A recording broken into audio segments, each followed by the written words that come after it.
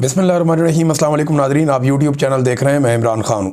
Nadreen, Pakistan की हुकूमत ने वोट तो डाल दिया अमेरिका के साथ मिलकर डोनाल्ड ट्रंप के नकात के हक़ में जो करारदाद आई अक़वाम मुत्तहिदा में, जिसके तहत अब एक स्टेबलाइजेशन फ़ोर्स जाएगी वहाँ पे आलमी किस्म की, और उसमें मुसलमान ममालिक के फ़ौजी होंगे और ये जाकर इसराइल की हिफाजत करेंगे और फ़लस्तीनियों को निहत्ता करेंगे, हमास को गैर मुसल्लह करेंगे और इसी किस्म की बहुत सारी एक्टिविटीज़ हैं जो इन्हें वहाँ पे करनी है। अब इसमें पाकिस्तान ने एक नुक्ता उठाया था और पाकिस्तान ने कहा था जी कि आप फ़लस्तीन को एक रियासत भी बना दें। ये पाकिस्तान का एक मुतालबा था, लेकिन ये मुतालबा इस करारदाद के अंदर शामिल नहीं किया गया। ये अलग से ज़ुबानी कलामी पाकिस्तान ने कहा और बाकी मुल्क भी ये बात करते रहते हैं, लेकिन फ़लस्तीनी रियासत के क़याम के हवाले से कभी भी कोई हामी अमेरिका की जानिब से या इसराइल की जानिब से भरी नहीं जाती। तमाम मुसलमान ममालिक का एक ही दावा था हमेशा से, और वो ये कहते थे कि जब तक फ़लस्तीनी रियासत तस्लीम नहीं हो जाएगी तब तक मामला आगे बढ़ेगा ही नहीं। लेकिन अब मुसलमान ममालिक वहाँ पे अपनी फ़ौज भेज रहे हैं और फ़लस्तीनी रियासत का कहीं पे कोई तस्करा भी नहीं है। मोहम्मद बिन सलमान डोनाल्ड ट्रंप से मुलाकात के लिए अमेरिका में मौजूद हैं और वहाँ पे बड़े बड़े मुआहदे हो रहे हैं। बल्कि सऊदी अरब की जो लीग है, फ़ुटबॉल लीग, उसके साथ 2027 तक मुआहदे में है रोनाल्डो। वो भी वहाँ पर अपनी एहलिया के साथ आए, उनकी फ़ोटोज़ भी आई हुई हैं, उनका पैगाम भी आया हुआ है। बहरहाल बहुत सारा पैसा जो है वो लगभग अब तक की इतला के मुताबिक 270 अरब डॉलर के मुआहदे तो हो चुके हैं अमेरिका और सऊदी अरब की कंपनियों के माबैन, और इसके अलावा जो है वो 600 अरब डॉलर की इन्वेस्टमेंट बताया जाता है कि सऊदी अरब करेगा अमेरिका के अंदर, और ये दावा किया गया है। अब इस मौके पर नेतन्याहू ने एक ज़बरदस्त झटका दे दिया है उन तमाम मुसलमान मुल्कों को, पाकिस्तान समेत, जिन्होंने इस करारदाद को मंजूर करवाया और इसके हक़ में वोट डाला। नेतन्याहू ने साफ ऐलान किया और ये कहा कि फ़लस्तीनी रियासत नहीं बनेगी। ये इसराइल के वजूद के लिए ख़तरा है। जितनी मर्जी इस्लाहात हों, इसके बावजूद भी ये गैर हकीकत पसंदाना है, फ़लस्तीनी रियासत कायम नहीं होने दी जाएगी। अब ये करारदाद तो मंजूर करवा ली, पाकिस्तान मान भी गया, लेकिन नेतन्याहू ने अपना फ़ैसला भी सुना दिया, क्योंकि करारदाद में किसी जगह भी फ़लस्तीनी रियासत के क़याम का जिक्र ही नहीं है। लिहाजा नेतन्याहू ने क्लियरली कह दिया कि फ़लस्तीनी रियासत तो नहीं बनेगी। अब पाकिस्तान और बाकी ममालिक के लिए सोचने की बात यह है कि उन्होंने अपने कई दहाइयों पुराने मौक़िफ़ को एकदम यू टर्न लेके बदल दिया, और ये डोनाल्ड ट्रंप और इसराइल की ताकत है जिसने इन्हें लगभग सरनगू कर दिया है। नादरीन, जो रेड जोन है उसको एक्सटेंड कर दिया इसराइल ने। एक और एक्टिविटी हुई है, यानी जो गाज़ा के अंदर इसराइली फोर्सेस घुसी हुई हैं, इन्होंने वहाँ पे एक रेड जोन बनाया हुआ है कि इस एरिया में कोई दाखिल नहीं होगा, और एक बफर जोन कायम कर दिया है इसराइल के मकबूजा इलाकों में और गज़ा की पट्टी में। अब उस रेड जोन में इसराइली फोर्सेस मज़ीद अंदर तक दाखिल हो गई हैं गज़ा में। ये रिपोर्ट हुआ है आलमी मीडिया में, और इसके बाद इसराइल का कब्ज़ा मज़ीद वहाँ पे मुस्तहकम हो गया है। लिहाजा जब तक मुसलमान मुल्कों की फ़ौजें नहीं जाती तब तक इसराइल लगता है कि ये ड्यूटी अदा करेगा और उसके बाद सूरत हाल बदल जाएगी। नाज़रीन, मुल्तान में एक फ़लस्तीन के हवाले से कॉन्फ्रेंस रखी थी सेनेटर मुश्ताक अहमद साहब ने। ये वही सेनेटर मुश्ताक अहमद साहब हैं जो इसराइल भी गए फ्रीडम फ्लोटिला पे, और वहाँ पे इन्हें गिरफ़्तार भी किया गया इसराइल की जानिब से, लेकिन इन्होंने किसी भी किस्म के दस्तखत से इनकार कर दिया और माफ़ीनामे से भी इनकार कर दिया। इन्होंने कहा कि मेरा मुल्क किसी इसराइल नामी मुल्क को तस्लीम ही नहीं करता, तो मैं आपकी अदालत या आपके निज़ाम के सामने कैसे कोई चीज़ दस्तखत कर सकता हूँ। तो अब वही सेनेटर मुश्ताक साहब जो इसराइल से तो बच के आ गए, लेकिन अब वो मुल्तान में फ़लस्तीन गज़ा कॉन्फ्रेंस करना चाहते थे, लेकिन गज़ा कॉन्फ्रेंस से पहले ये आप तस्वीर देख सकते हैं, जिस हॉल में इन्होंने करना था उसे सील कर दिया गया है। यानी हुकूमत ने इकबाल मार्की खानेवाल को सील कर दिया और बदतरीन इसराइल नवाजी का सबूत दिया है।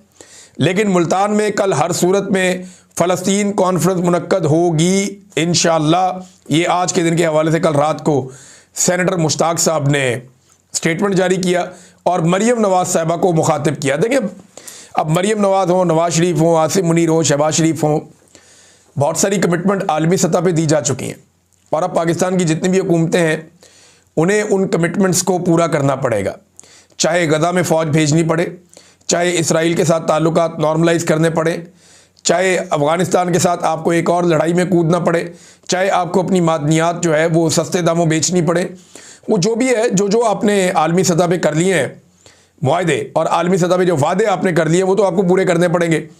और इससे पहले भी बहुत दफ़ा ऐसा हुआ कि जब जब कोशिश की गई फ़लस्तीन के लिए आवाज़ उठाने की, पाकिस्तान में उस आवाज़ को कुचल दिया गया और इसकी वजह से इसराइली अखबारात, उनके तज्ज़ियाकार, उनका मीडिया, उनके लोग बहुत खुश हैं और वो ये कहते हैं कि पाकिस्तान से उनको अब ठंडी हवा आती है, पहले की तरह वाले हालात नहीं हैं, वो इन हालात को अपने लिए फेवरेबल समझते हैं।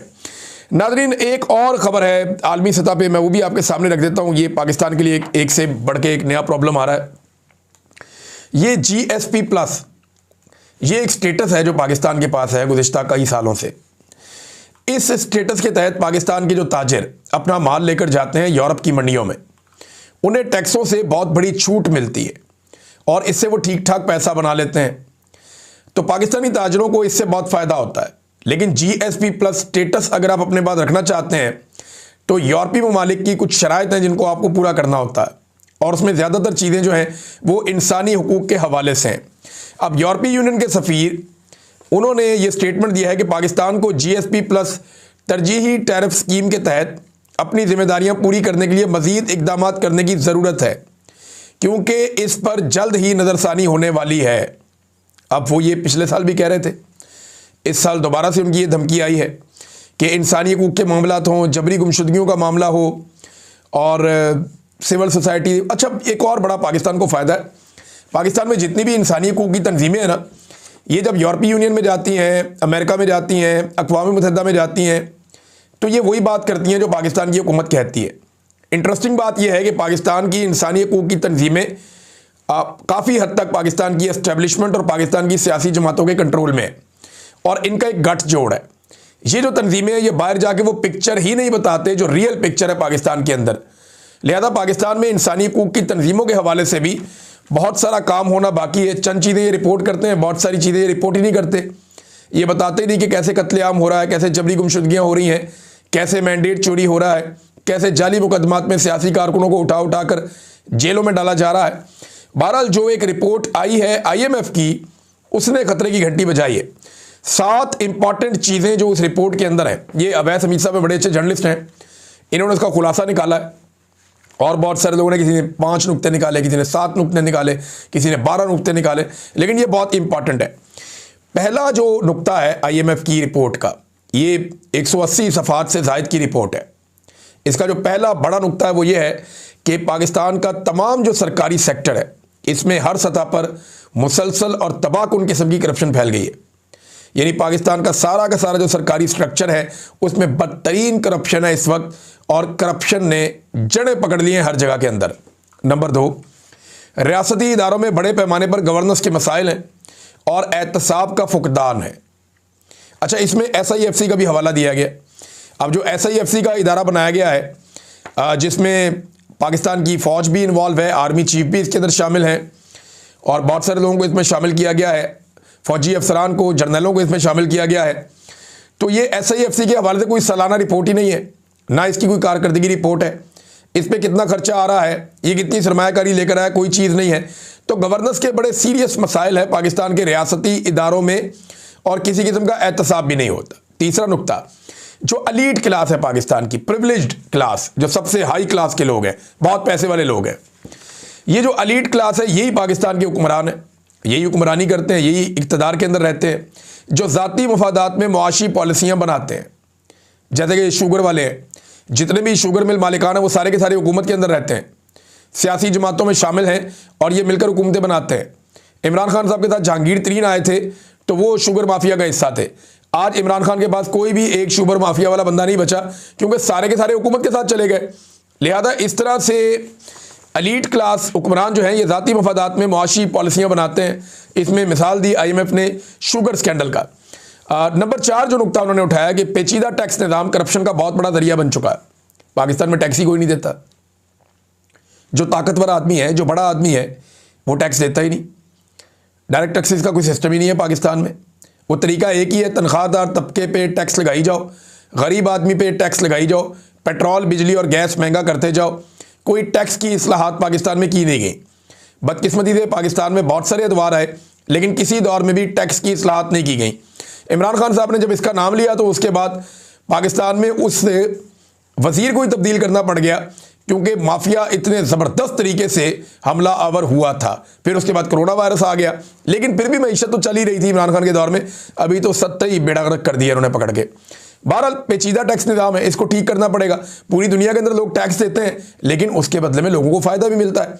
पाकिस्तान में ये निज़ाम भी खराबी का शिकार है। नंबर 5, अदालती निज़ाम में करप्शन और पेचीदगी सरमायाकारी में रुकावट है। अब इस पे बड़ा डिटेल उन्होंने लिखा है कि अदालतों का तो बेड़ा ही गर्क हो गया। पूरी दुनिया में आप जहाँ पे भी अपना सरमाया लेकर जाते हैं ना, अपना पैसा लेकर जाते हैं, आप इस बुनियाद पर लेकर जाते हैं कि अगर किसी ने मेरा पैसा छीनने की कोशिश की तो वहाँ का अदालती निज़ाम ऐसा है कि मैं अपना पैसा बरामद कर लूँगा। आप गल्फ़ कंट्रीज़ में चले जाए ना, किसी का आपने पैसा देना है, आप उस मुल्क से बाहर नहीं निकल सकते। आपका फ़र्ज़ करें रोड पे एक चालान हुआ है ना, तो एयरपोर्ट पे आपको रोक लेंगे, जनाब आपका चालान हुआ है, आपने वो चालान जमा नहीं करवाया, पहले आप चालान के पैसे ये साथ वाले काउंटर पे जमा करवाएं, उसके बाद फिर आप अपनी फ़्लाइट पे बैठ के जाएंगे।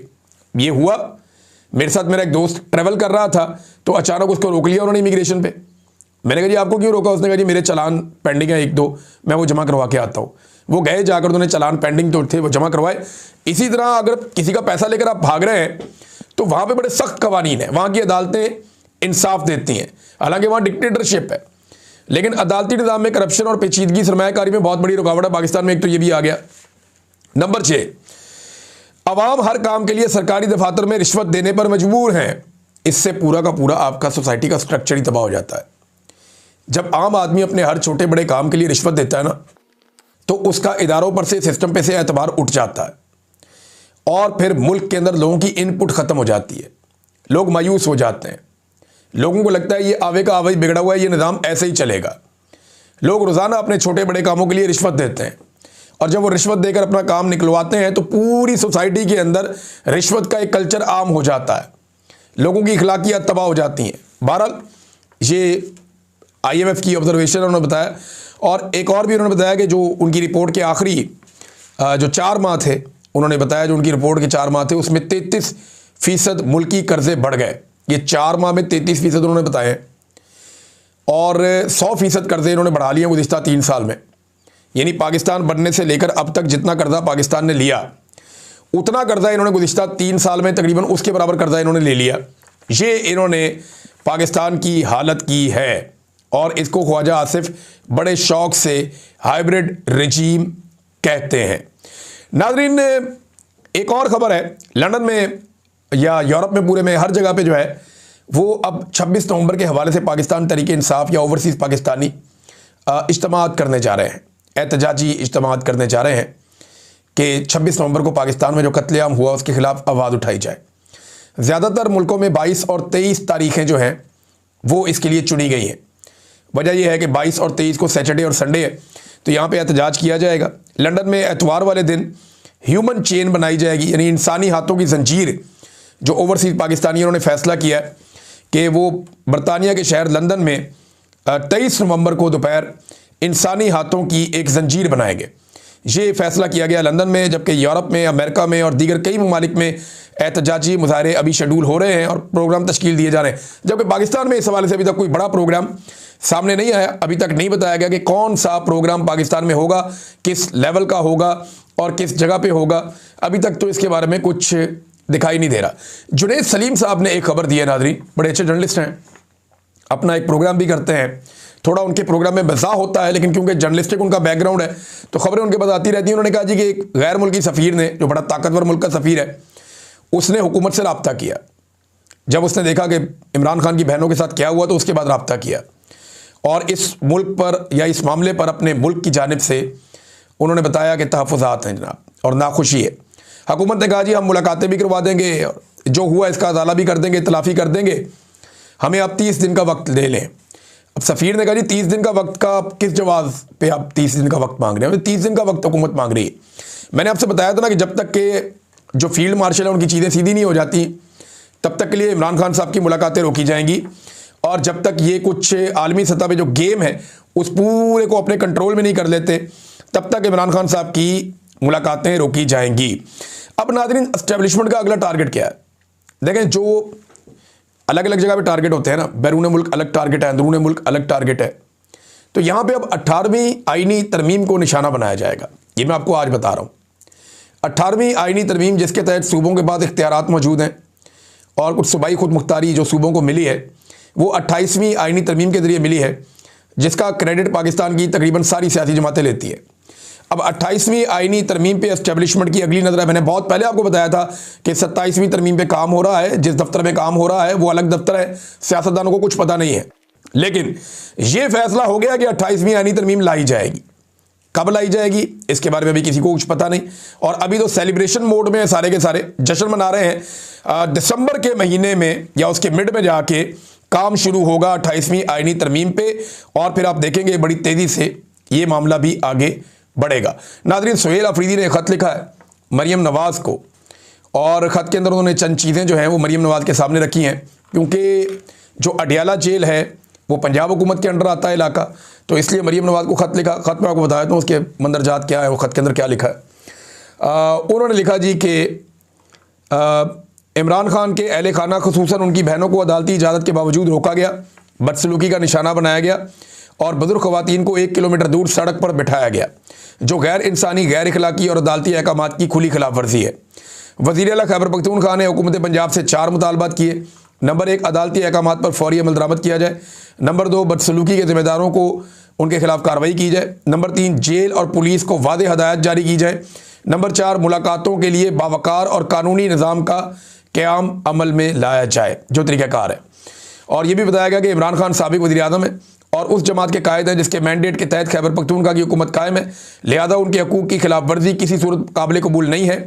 वज़ीर आला ने उम्मीद ज़ाहिर की कि पंजाब हुकूमत फौरी एक्शन लेकर कानून की बालादस्ती और इंसानी वक़ार को यकीनी बनाएगी। ये नादरीन ख़त लिखा है सुहेल अफरीदी ने। नादरीन, एक खबर जो है वो इंजीनियर मोहम्मद अली मिर्ज़ा साहब के बारे में भी है, और इनके हवाले से जो खबर है वो ये है कि इस्लामाबाद हाई कोर्ट ने इंजीनियर मोहम्मद अली मिर्ज़ा के बयान से मुताल्लिक जो इस्लामी नज़रियाती कौंसिल की राय आई थी उसको 4 दिसंबर तक के लिए मुअत्तल कर दिया है। और इस पे जो है वो वकील आए और आकर अदालत को मुतमईन करें कि किन हालात में इस्लामी नज़रियाती कौंसिल FIA या पुलिस को सिफारिशात दे सकती है। देखें, इंजीनियर मोहम्मद अली मिर्ज़ा साहब का मामला बड़ा अजीब है। जय्यद उलमा इकराम बार बार कह चुके हैं कि उनको जो है वो सज़ा दी जा रही है सिर्फ उलमा की मुखालफत की, क्योंकि वो बहुत खुलकर उलमा के ख़िलाफ़ या उनके नज़रियात के ख़िलाफ़ बात करते थे, बड़े वोकल वो आलिम दीन है, लिहाजा उनको एक मुखालफत पैदा हो गई बाकी मौलवियों से, और फिर वही जो आपस का झगड़ा है उसकी वजह से उनके ऊपर ये केस बनाया गया।